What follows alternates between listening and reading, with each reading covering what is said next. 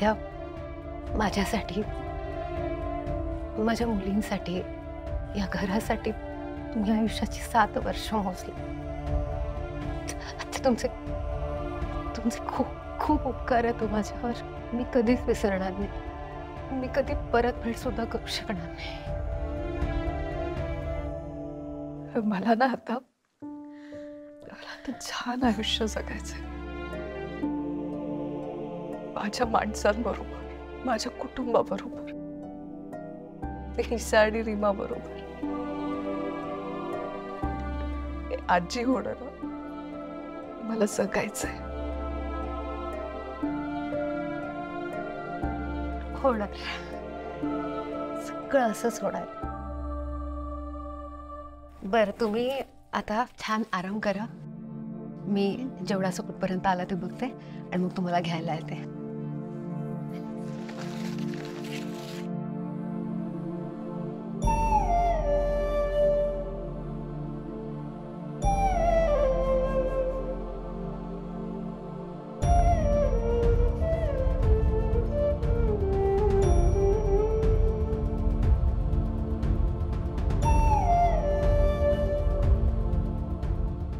आजी, तो इंद्रायणी आजीला कधी सरप्राईज देणार आहे? देणार नंतर. का? पण का नंतर? चल आजी, आता देणार. आता झोपली असेल इंद्राणी आजी. ती नाही झोपली. मी बघून आली तिच्या रूम मध्ये. अगं, तू इथे येईपर्यंत खरंच झोपली असणार. अगं, मी आता जस्ट आले ना तुझ्या घर, मग ती कशी झोपणार? माझं डोकं इतकं दुखतंय ना ईशा. डोकं दुखतंय? इकडे बस इकडे. अगं, खरंच डोकं दुखतंय माझं खूप. डोकं दुखतंय ना? थांब, मी चेपण देते. अगं, पण खरंच माझं डोकं.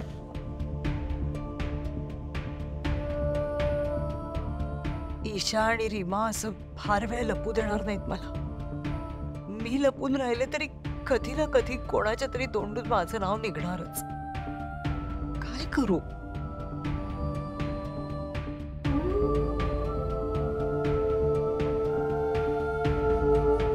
आजी, आता कसं वाटतंय तुला? मला बरं वाटतंय.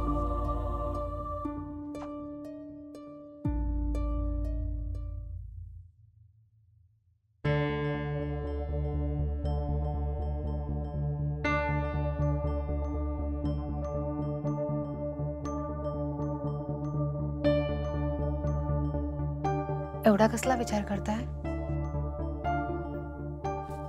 हेच, इंद्राणी आत्या काय रिॲक्ट करतील याचं. तुम्ही ना उगाच या सगळ्याचं एवढं टेन्शन घेताय.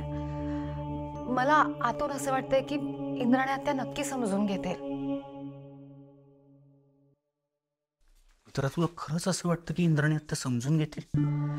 तुम्हाला असं का वाटतंय की त्या नाही समजून घेणार? आपण त्यांना नीट समजावून सांगितलं ना तर त्या नक्की समजून घेतील. असं नाहीये नेत्रा. मी सांगते ना, मला खरंच असं वाटतं की त्या समजून घेतील. नेत्रा, तुला एक गोष्ट लक्षात येते का? इंद्राणी आत्या त्यांच्या आयुष्यात आजोबांनंतर जर सगळ्यात जास्त कुणाचा तिरस्कार करत असतील तर त्या रुपाली म्हात्रे आणि मैथिली सेनगुप्ता आहेत. आणि तुला माहिती आहे नेत्रा, इंद्राणी आत्यांचं मन कोणीच नाही बदलू शकत. आजोबांच्या वेळी आपण इतका प्रयत्न करून सुद्धा त्यांनी त्यांचा सूर पूर्ण केलाच होता. हो, बरोबर आहे तुमचं, पण तेव्हा परिस्थिती वेगळी होती ना, आता परिस्थिती वेगळी आहे. तर मला कळतंय यावेळी सगळं वेगळं आहे.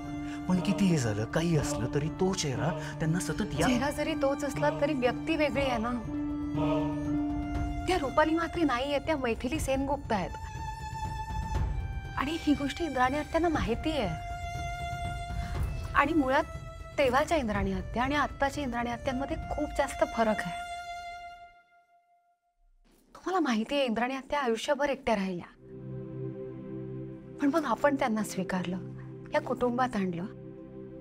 इथे आल्यानंतर त्यांनी पहिल्यांदा नाती पाहिली, नाती समजली त्यांना.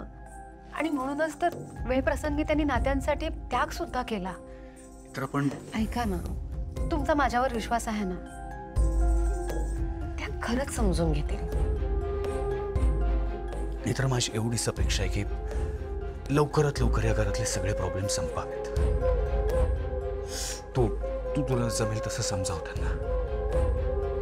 एकदा का इंद्राणी आत्या मैथिली मावशींना स्वीकारतील की नाही हा प्रश्न संपला की फायनली या घरातले सगळे प्रॉब्लेम संपतील आणि खऱ्या अर्थाने हे घर सुखाने नांदेल.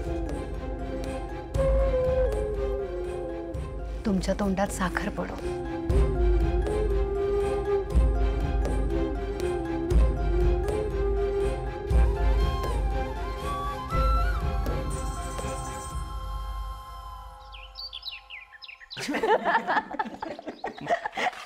आत्या सासू आज सगळ्याच तुमचं आवडीचं केलंय. हो, फाल्गुनी तर पहाटे 5 पासून कामाला लागली. कशासाठी? असू दे हो इंद्राणी ताई.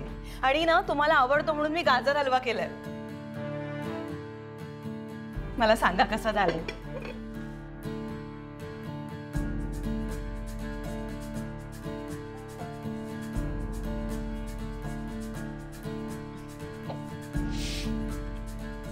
खूप छान झालंय.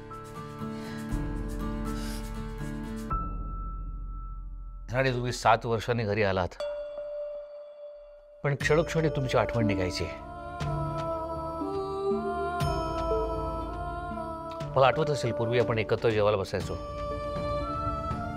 पण आज तो दिवस आला की पुन्हा आपण एकत्र जेवायला बसलोय. आणि आज एवढ्या वर्षांनी फाल्गुनी पण लवकर उठली. एवढ्या वर्षांनी? एवढ्या वर्षांनीच हो. तू खूप आळशी झाली असा फाल्गुनी. तेजस नका बोलू. मी म्हटलं ना हो तर हो. आता घरात आल्यासारखं वाटतंय मला. आत्या एक विचारू. आता ह्या मुवमेंटला तुम्हाला नेमकं कसं वाटतंय? तुम्ही ऑलमोस्ट डेथ बेड वरून परत आले. अरे तू असू दे, विचार. तुम्हाला आता काय वाटतंय? दुसरा जन्म झाल्यासारखं वाटतंय.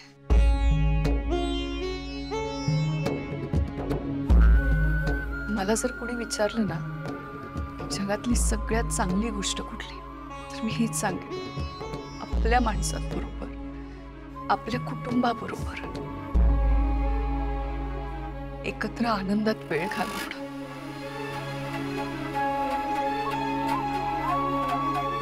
आता तुझ्यावरची संकट जरी टळलेली असली तरी तुझी जबाबदारी अजून संपलेली नाही. आता वेळ आहे मैथिलीला आधार देण्याची.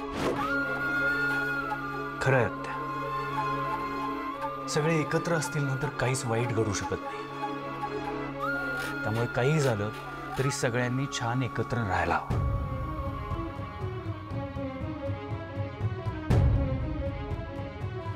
चला जेवायला बसूया सगळ्यांनी एकत्र. नेत्रा हो ये तू पण येच. हो, आज तुम्ही करा सुरू.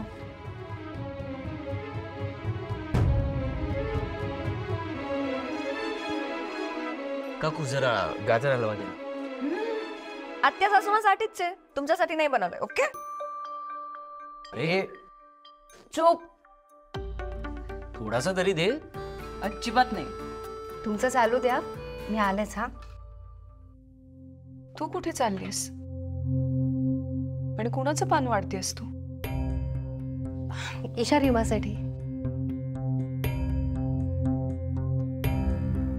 अगं पण मग त्यांना इथे बोलाव ना जेवायला. मी भरवते त्यांना. नाही नको आत्या, त्या दोघी ना खूप दंगा करतात, तुम्हाला जेवूच देणार नाहीत. तुम्ही आता 1-2 दिवस छान आराम करा, मग नंतर त्या दोघी तुमच्या जवळच असतील. आत्या गेली 7 वर्ष तुम्ही कोमात होतात, तर तेव्हा तुम्हाला काय वाटत होतं नेमकं? मला असं वाटत होतं की मी एक खूप मोठं न संपणारं दीर्घ स्वप्न बघतेय.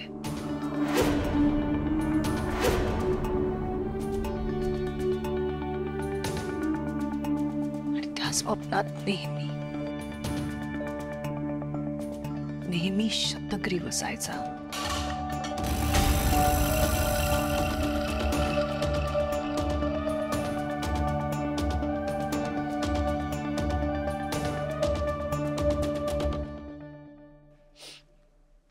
छान झालंय सू.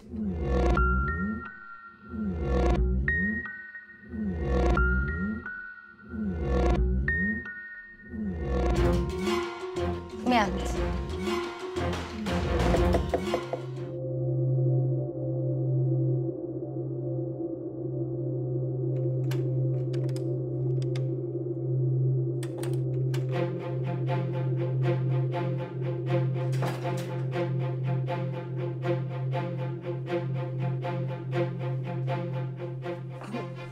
इंद्राणी मॅडम किचन मध्ये असतील ना? त्यांना कळायला नको मी इथे आहे. मावशी, असं परिस्थितीपासून पळून काहीच होणार नाही. कळतंय मला, पण मला थोडा वेळ हवाय. मी त्यांच्या समोर आल्यानंतर ते कशा रिॲक्ट होतील माहितीये ना तुम्ही. तुम्ही आधी शांत व्हा आणि इथे बसून जेवून घ्या. नाही, मला भूक नाही.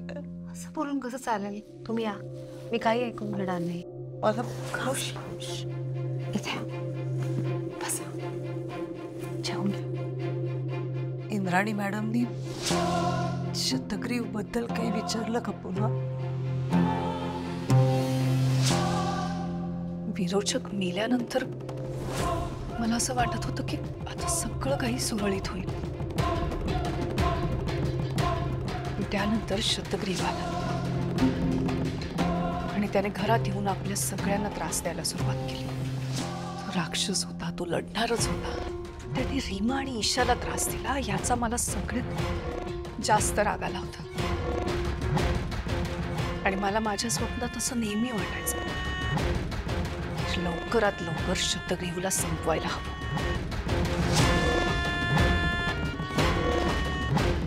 नाहीतर यापुढे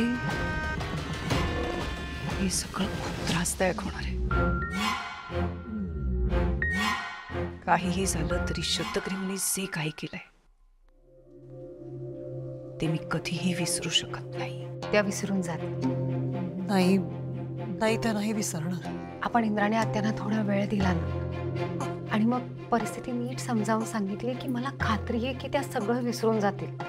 नहीं नेत्रा, ये जो हुआ है वो मेरी वजह से हुआ है. 7 वर्ष कोमात होत्या त्या. का माफ करतील मला? कारण आत्यांचं मन खूप मोठं आहे मावशी. तुला वाटतंय तितकं सोपं नाहीये हे सगळं सोपं कधीच नव्हतं. मावशी, आता आपल्याकडे फक्त 2 मार्ग आहेत. एकतर परिस्थितीला सामोरं जायचं आणि काहीतरी मार्ग काढायचा, किंवा मग परिस्थितीपासून पळून जायचं आणि अडचणी आणखीन वाढवायच्या. माझ्यावर विश्वास ठेवा, सगळं नीट होईल. चला, आधी खाऊन घ्या.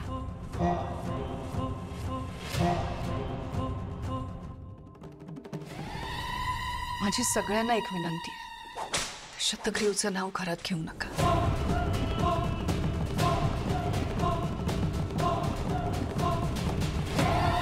ती एक नकारात्मक ऊर्जा आहे आणि आपण सगळेजण त्यापासून खूप लांब आलोय. आता परत तिकडे नको.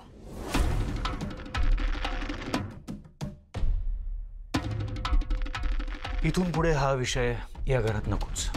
एक शेवटचा प्रश्न इंद्राणी, समजा तो शतग्रीव किंवा ती मैथिली सेनगुप्ता परत तुमच्या समोर आली तर काय कराल?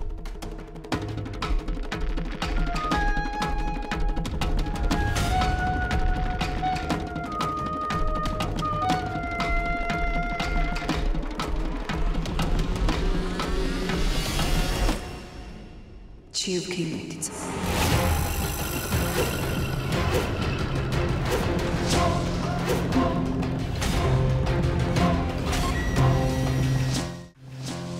बाबा, तुम्ही बोलवलंत मला? घे.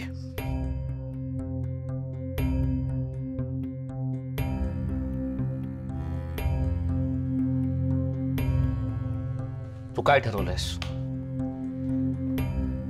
कशाबद्दल? मैथिली मावशींबद्दल. म्हणजे तू जेवणाचं ताट घेऊन गेल्यानंतर इंद्राणीने मैथिलीचा विषय काढला. काय म्हणाल्या त्या? इतर इंद्राणी आत्यांच्या मनात मैथिली मावशी आणि शतग्रीव बद्दल अजूनही खूप राग आहे. ते म्हणाले की इथून पुढे काही झालं तरी त्यांचं नाव या घरात काढायचं नाही. पण एकदम असं का म्हणायला त्या? कारण शतग्रीवने जे काही केलंय त्यांच्या मनातनं ते केलं नाहीये, ते काहीच विसरल्या नाहीये. त्या पुढे जाऊन असंही म्हणाल्या की चुकून जर का मैथिली सेनगुप्ता त्यांच्या समोर आल्या तर ती त्यांचा जीव घेईल. मी आणि बाबा हेच बोलत होतो नेत्र, आपल्याला काहीतरी करावं लागेल. म्हणजे काय करायचं? काकुमा, मी काय म्हणते, आपण सगळेच संध्याकाळी बाहेर जेवायला जाऊया का? फाल्गुनी, बरी आहेस ना? इंद्राणीताईंना या अवस्थेमध्ये आपण बाहेर जेवायला न्यायचं? त्यांचं पथ्य आहे, त्यांना घरातलं पौष्टिक जेवणच द्यायचंय आणि ती जबाबदारी आपली. सॉरी. आणि मला खात्री आहे नेत्रा काय त्या इंद्राणीताईंना पूर्ण वेळ देऊ शकत नाही, कारण तिचा अर्धा वेळ मैथिलीला लपवण्यात जातो ना. काकुमा, किती दिवस चालेल हे सगळं? माहित नाही ग, पण फाल्गुनी, आपल्यालाच इंद्राणीताई आणि मैथिलीला समोरासमोर आणावं लागेल. मग काय वाटेल ते होते. काकुमा, आत्या सासूमांना त्रास होईल ना. खरं त्यांना त्रास होईल, कदाचित शॉक बसेल. पृथ्वीला स्पर्श करून परत आले आहेत का त्या? पण फाल्गुनी, आपल्यालाच काहीतरी करावं लागणार आहे. मी असं ठरवलंय की काही दिवसांकरता मैथिली सेनगुप्तांना आपल्या सिंहगड रोडवरच्या फ्लॅटवरती शिफ्ट करायचं. मला काही दिवस तिकडेच राहू दे.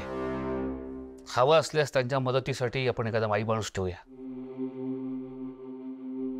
खरं तर मला त्यांना कलकत्त्याला पाठवायचं, पण तू तयार होणार नाहीस, तेव्हा हा एकमेव पर्याय माझ्या समोर आहे.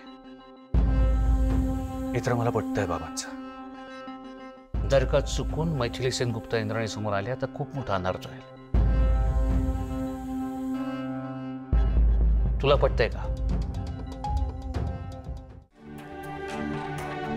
फाल्गुनी, एक सांगू, बरेच दिवस झाले एक गोष्ट ना माझ्या मनाला खूप त्रास देते. काय झालं? फाल्गुनी, इंद्राणीताईंच्या बाबतीत आपण खूप घाई करत होतो, असं नाही का वाटत आहे तुला? म्हणजे व्हेंटिलेटर काढून आपण जवळपास त्याचा जीवच घ्यायला निघालो होतो. समजा नेत्रा नसती या, तर फिर नेत्राने आपल्याला आधीच व्हेंटिलेटर काढायला दिलं असतं. आपण आत्या सासूबाईंना जीव घेतला असतं ना. फाल्गुनी, या सगळ्या गोष्टींमध्ये ना नेत्राचं कौतुकच आहे. हवं तर आभार म्हणू आपण तिचे, पण याचा अर्थ असा नाही ना होत की तिने त्या मैथिलीला आपल्या डोक्यावर बसवायचं आणि आपण दुर्लक्ष करायचं.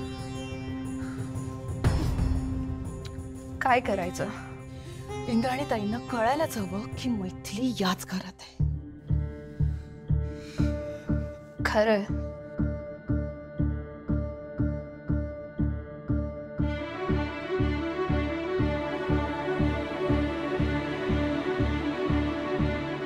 काकुमा, एक सांगू का?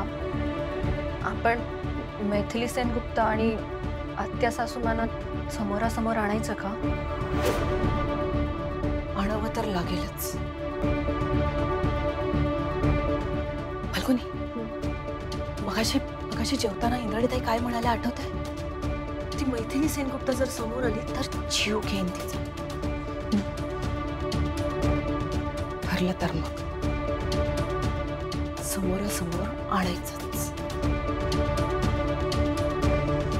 काकुमा, कसं आणि कधी? फाल्गुनी, उद्या घटस्थापना आहे.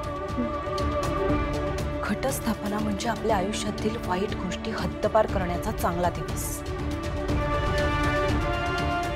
काही झालं ना तरी उद्याच्या उद्या त्या मैथिली सेनगुप्ताचा सूक्ष्म लावायचाच.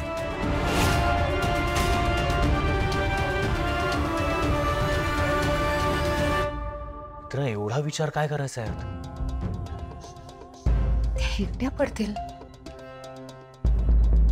हा आपल्याकडे एकमेव मार्ग आहे.